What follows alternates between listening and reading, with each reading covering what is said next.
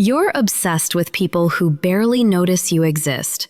The ones who die for you, they make your skin crawl. And it's not because you're broken or have garbage taste. Something in your brain flips a switch automatically. You distance yourself when someone tries too hard, feel like you're drowning when care gets intense.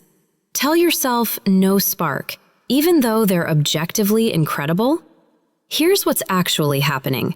Your brain reads love as danger. Until you crack this code, you'll keep chasing ghosts and running from anyone real. Let's dissect what's going on inside your head. Psychologists have torn this apart from every angle, and the news isn't pretty. Luck has nothing to do with it. It's about how your wiring responds when someone breaks through your walls. 5 reasons why you treat love like a biohazard, and what you can actually do about it, if you're ready to stop lying to yourself. Start with biology, because it explains why you'd walk through fire for someone at month 2, then look at them at month 8 wondering what spell they had you under. Initially, your brain dumps a cocktail of dopamine, noradrenaline, and oxytocin into your system. Pure drugs. You're flying, everything glows, sex is transcendent, their annoying habits feel endearing. Here's the catch. This high maxes out around 8 months, maybe a year if you're lucky. Then, the chemicals level off, the euphoria flatlines, and reality walks in.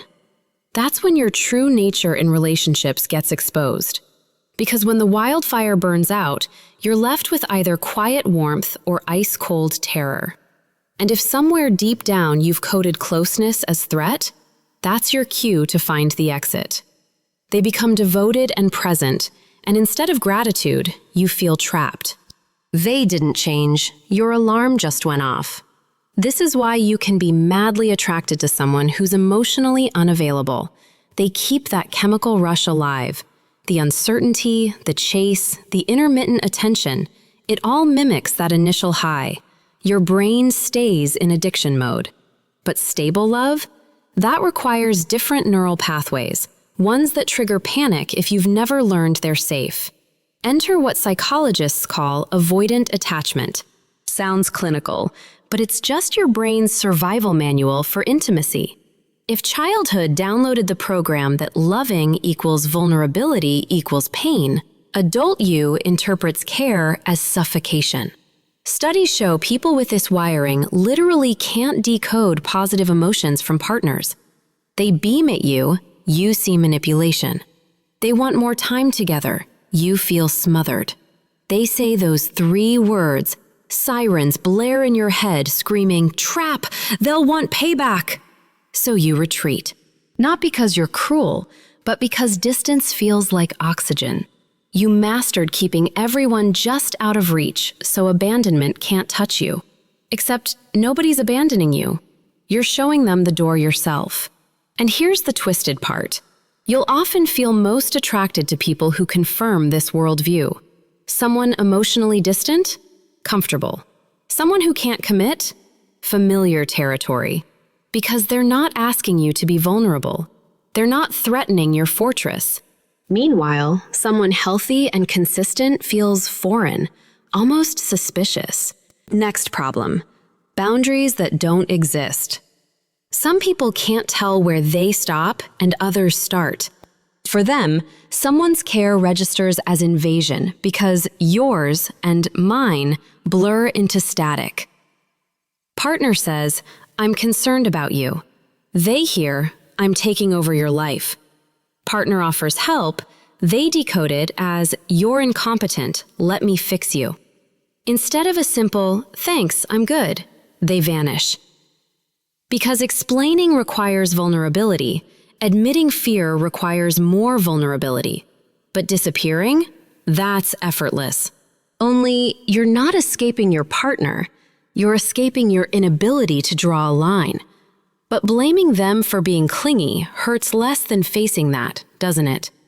The brutal truth is this. When you don't know where you end, any intimacy feels like erasure.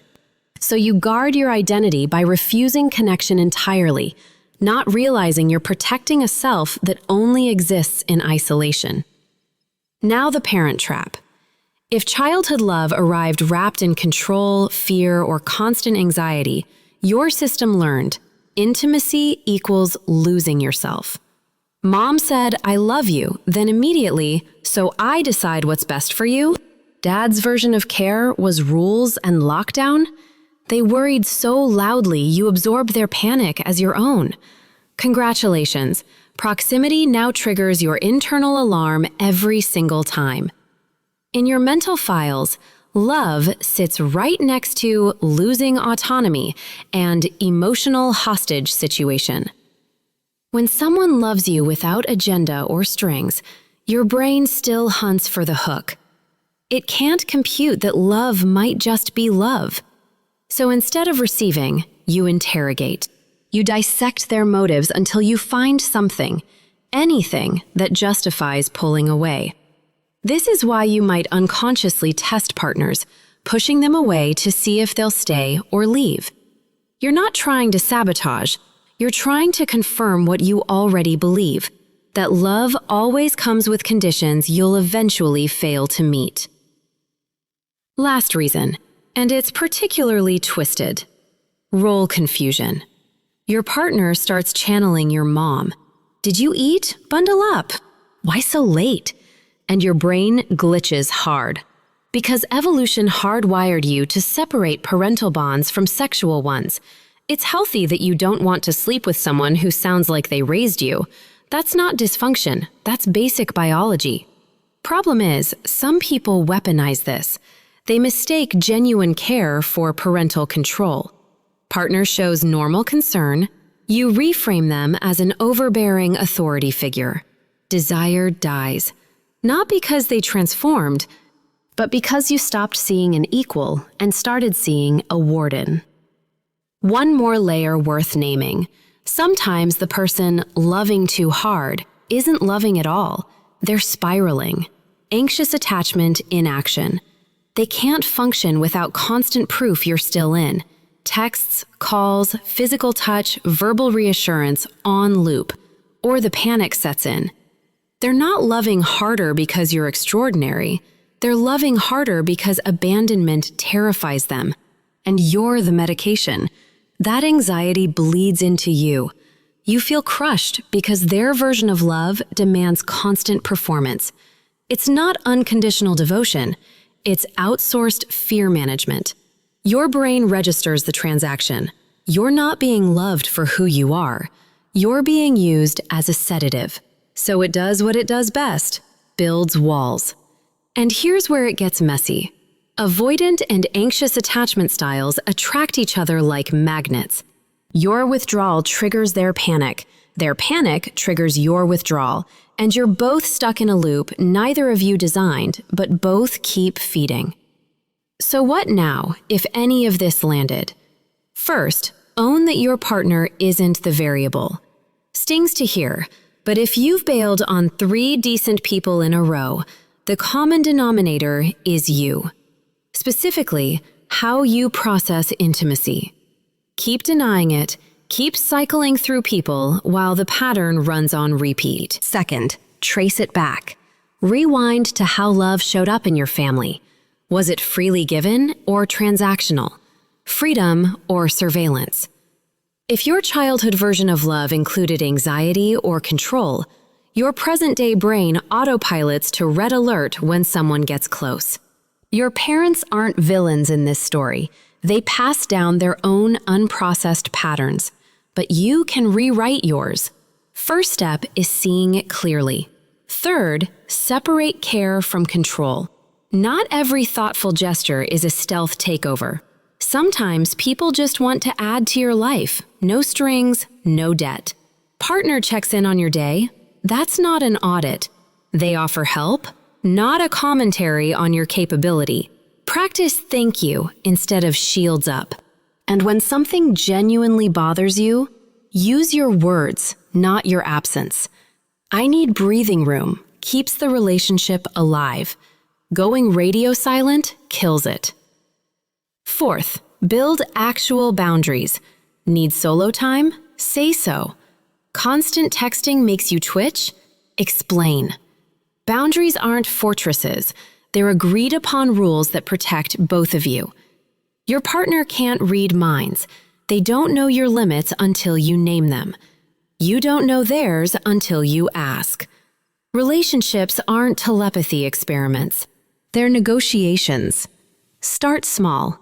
Pick one thing that consistently bothers you and communicate it clearly before resentment builds. Watch how they respond. Someone who respects boundaries doesn't guilt-trip you or treat your needs like rejection. They adjust, and you do the same for them. That's the difference between healthy and toxic. Flexibility without losing yourself. Fifth, diagnose their attachment style too.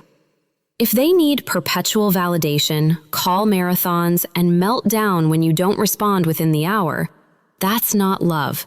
That's unmanaged anxiety. You're not responsible for being someone's emotional stabilizer. Doesn't automatically mean walk away, but it does mean they need to handle their fear instead of making it your job. If they're willing to do that work, maybe there's a shot. If they're not, you can leave without carrying guilt. You can keep this up. Run from the ones who show up, chase the ones who don't. 5 years from now, you'll be the person telling friends all the good ones are gone while sitting in the wreckage you keep creating. Or you can admit the real issue isn't out there. It's in how you've learned to survive closeness, and start untangling that. Nobody's promising easy, but at least you'll stop living in a loop of your own design. Your call. Only difference now is you know exactly what you're choosing.